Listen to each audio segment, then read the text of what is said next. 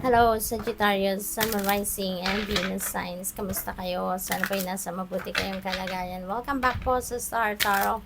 Kung bago kayo rito, welcome din kayo. Thank you sa inyong support. I truly appreciate it. God bless you all po. Tingnan natin, Sagittarius, ang silip sa taong 2025. I will draw one card for each month. At titignan natin kung ano yung mga major energies for each month po for 2025. So, for January, February, March, April, May, June,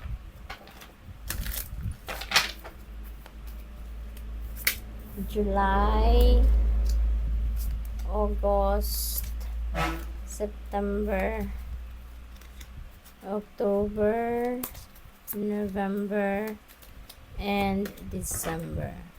Ayan. So, tignan natin ang mga energies ninyo for 2025.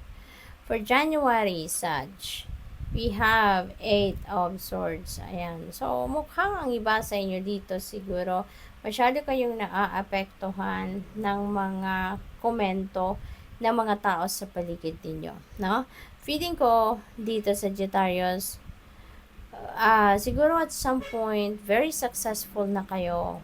Pero, siguro maraming nakabantay sa inyo. Maraming naiinggit kasi sa inyo. Kaya siguro, may mga komento silang pinapadala sa inyo. And maybe, those are negative comments. Because, di ba, ang iba, out of inggit, gagawa sila ng mga issue, gagawa sila ng magmamanufacture sila ng mga stories na ipapadala sa iyo, diba? Through social media, mga posts, mga ganon. Pag nabasa ninyo, maaaring naapektuhan kayo ng mga ganon. Kaya, yan ang nag-hold back sa inyo from moving forward, no? From continuing kung ano man yung mga nasinimulan na ninyong tagumpay, no? So, siguro ngayon, natigil kayo at dahil naapektuhan kayo ng mga komento, mga negative comments, no?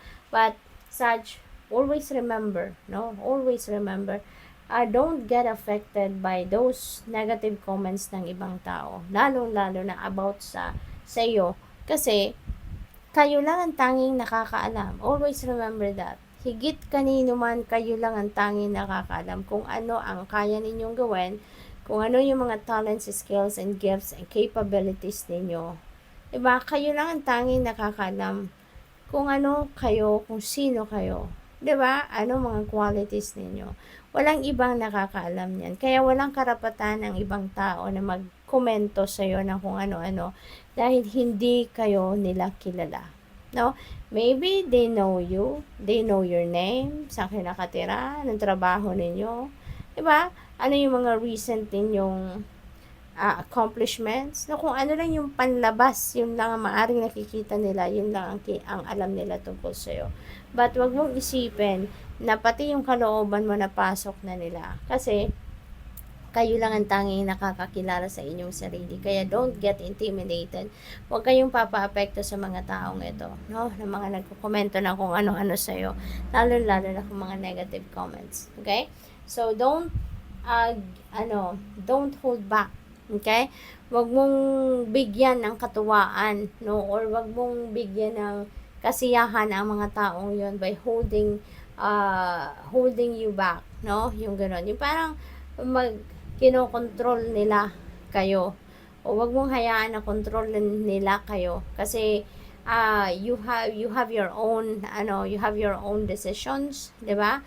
At gamitin ninyo 'yan para sa mas ikakabuti ninyo. Move forward, no? Continue to move forward with your life.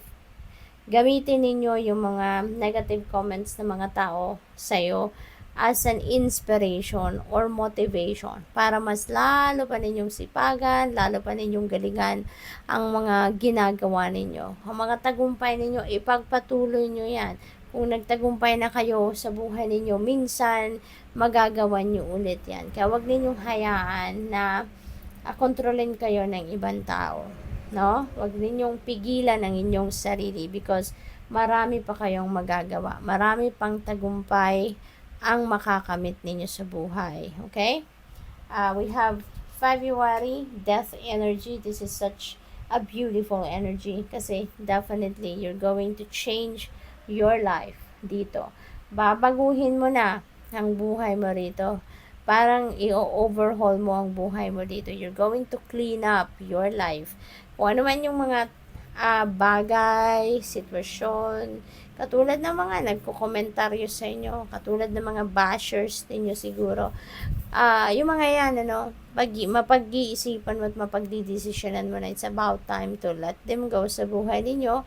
I-ignorein mo na yan, hindi mo yan kailangan sa buhay mo. No? Hindi mo na yan bibigyan ng puwang, no, sa buhay ninyo. Kaya hindi nyo na yan i-entertainin. Kaya that's part of decluttering na gagawin ninyo, no?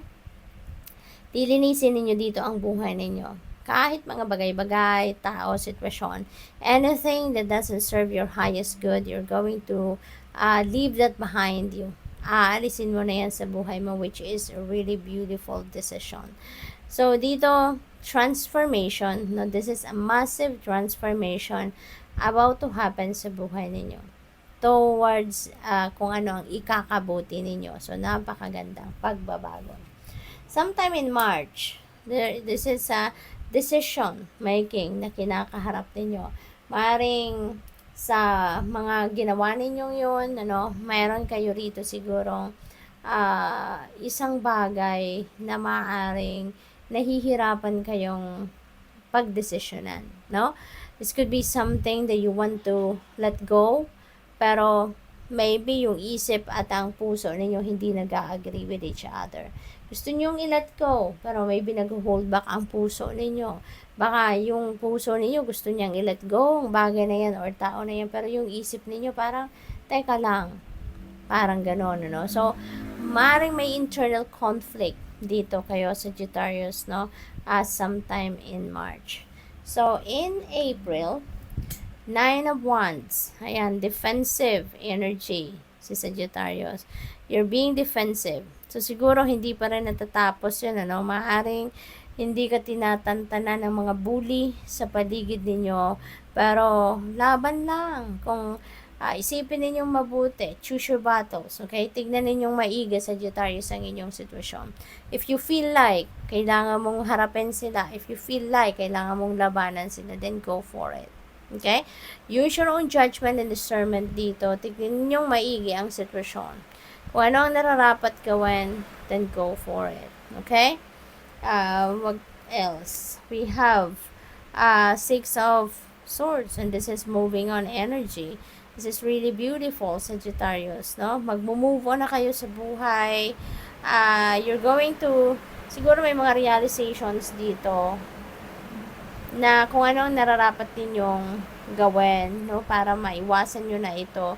Maybe yun ang gagawin ninyo. And maybe ang mapagdedesisyon na ninyo is to walk away from that. No? Walk away from that. Kasi maaring it's been affecting you in a negative way na. Maybe it's ibang nagkakos na siguro ito ng so much stress, no, na mga pangbubuli sa'yo ng ibang tao. So, you're moving on from that.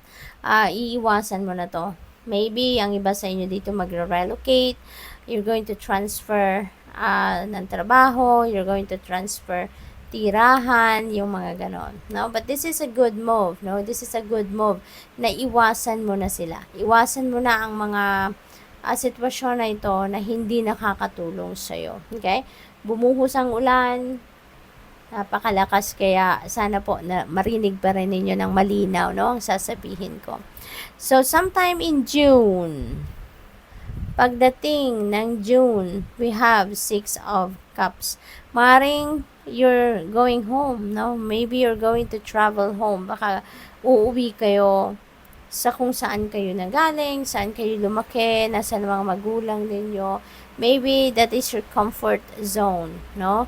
Kaya maaring dyan kayo pupunta, maaring gusto nyong magpahinga muna, maaring gusto nyong magbakasyon muna, something like that, and you are going to visit home. So siguro, Ito na rin yung pagkakataon ninyo para mabisita nyo din ang mga mahal ninyo sa buhay, 'di ba?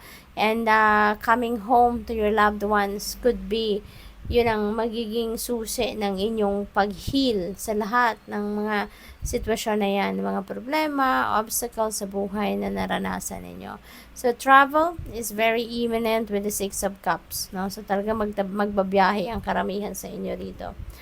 Come July, tagumpay, magtatagumpay na kayo sa Sagittarius, no? So, siguro, yung advice ng mga magulang ninyo, ng mga mahal ninyo sa buhay is going to be the key para tumaas ang vibration ninyo at gumanda ng inyong pakiramdam, mabago ng inyong perspective, no? You're going to celebrate dito, no? So, siguro, meron ditong mga accomplishments and achievements sa mga kapamilya ninyo, maaaring magse-celebrate kayo rito. Maaari din ang iba sa inyo dito, baka may kasalan na magaganap, no? Baka merong pupuntahang kasalan, engagement, mga ganun. So, this is a time for reunion, no? This is a time for celebration, social gatherings, mga ganun, no? Social events. So, in August, pagod na kayo. This is the time that you need to rest. This is the time that you need to recuperate, no? And recharge. Kasi maaaring nag-accumulate na yung stress ninyo all this time, no? From January towards the half of the year. Siguro sobrang stress na naramdaman ninyo. And sometime in August, no? Kailangan na ninyo na mag-step back muna kayo. Take a time out and you need to recharge. Okay? So, pagod, no? Pagod na kayo rito, stressed out na kayo, burnout na, maaaring ganon. So, September, siswertehin kayo, no? Papasok na yung swerte sa buhay ninyo. This is good fortune energy. So, magsisimula na kayo rito siguro na umani ng mga successes. There are small successes dito na paparating sa inyo. Maaari din na kung meron kayong mga planong sisimulan ninyo right at this time, you can also expect success. You can also expect tagumpay from everything na gagawin ninyo sometime in September. Travel also is possible for some of you. Maaring ang iba sa inyo babiyahe over water, no? Maaari din na meron kayong mga hinihintay rito, no? Sagittarius. Baka meron na kayong mga ginawa in the past, no? At ngayon, this time naghihintay kayo ng resulta ng mga ito, no? At maaring yun na nga yung mga sinabi ko kanina, mga small successes. So in October, Knight of Wands, travel, no? Magta-travel talaga kayo. So siguro related yan dito sa mga endeavor na ginawa ninyo, related sa expansion ninyo. So busy kayo, Sagittarius, no? Sometime in October. A lot of travel siguro ang gagawin ninyo. Come November, the moon energy, kailangan ninyo na mag-tune in kayo lagi sa iyong intuition. Okay? Kung meron kayong desisyon na kailangan gawin sometime in November, that is not the right time to make that decision. Kung whatever it is, no? Kasi partial lang, no? Yung alam ninyong impormasyon dyan. Partial lang yung mga impormasyon na hawak ninyo, detalye, gano'n. Kaya you may need to do more research or wait for the perfect timing na makuha na ninyo ang lahat-lahat ng mga impormasyon na kailangan ninyo. Okay? But importante rito, no, na you allow your intuition to be your guide. Kasi yan ang maghahatid sa inyo sa tamang desisyon, no? December, 10 of Cups, napakagandang pagtatapos ng taon, no? Pamilya talaga is key para sa inyong kasiyahan. This is domestic happiness. This is domestic bliss. Magiging masaya ang inyong pamilya. Magiging masaya ka, mga anak mo, kung meron kayong mga anak. Kung hindi man kayo ng mga magulang ninyo, you know, you will be happy. Siblings ninyo, you will be happy. No? Masaya ang lahat.